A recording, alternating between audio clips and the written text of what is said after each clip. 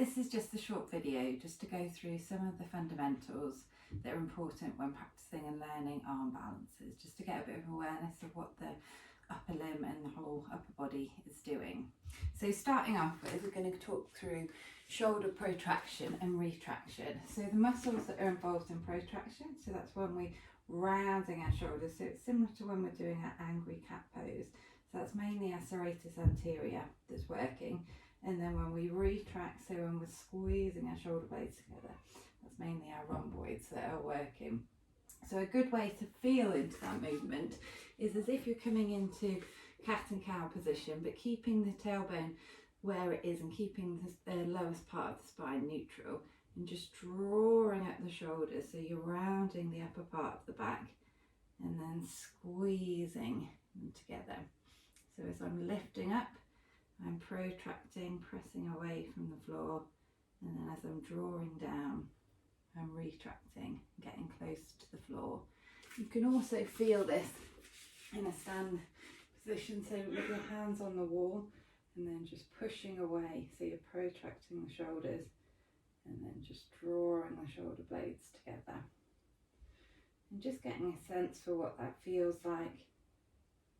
If you want to make it harder still, then you can come into a plank position, so drawing the tummy button in towards the navel and just pushing away and then squeezing down.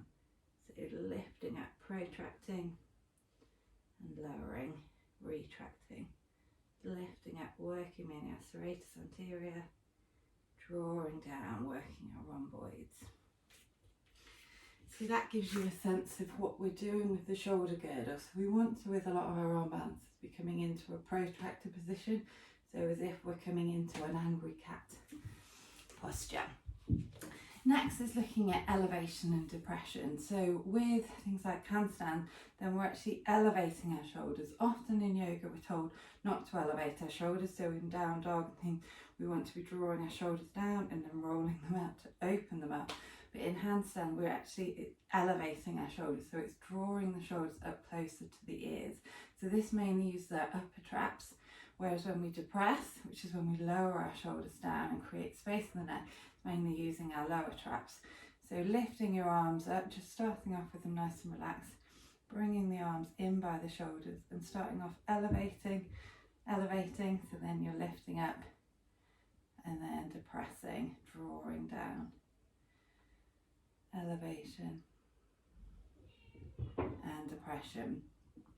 You can also do that in a weight bearing position, so coming into your down dog, just pressing up into your down dog, and then have a go at pushing the floor away, hugging your shoulders in by your ears, and then just depressing down, pressing away, elevating up, and then depressing, drawing the shoulder blades back down. And that just gives you a sense of what it feels like. So when you're in your handstand position, you want to be pushing the floor away into your elevation.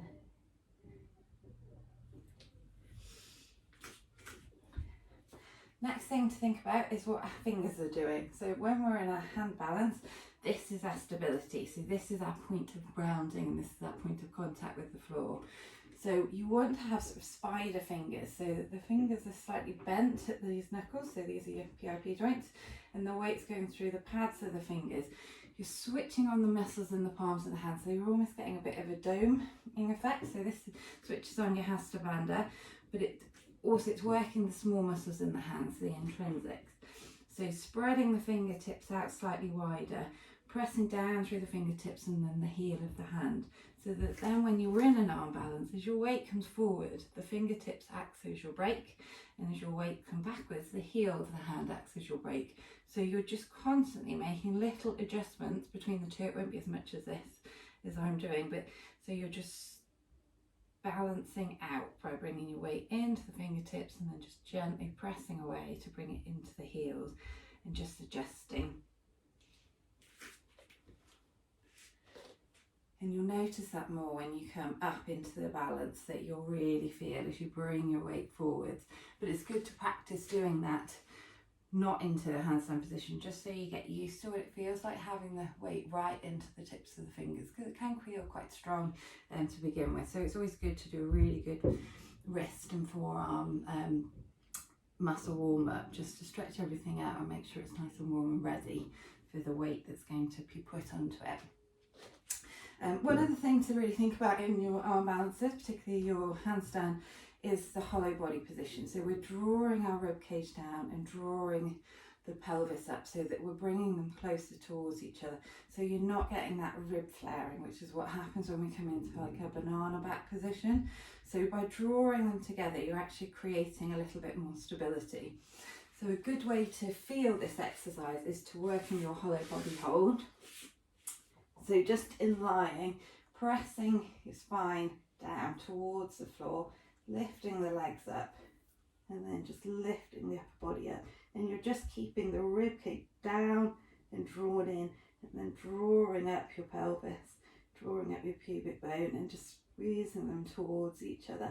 And if you want to increase that, then just taking the arms overhead, and you can again work on that handstand position of elevating your arms so that you're squeezing them up towards your ears, just to make it a little bit more difficult.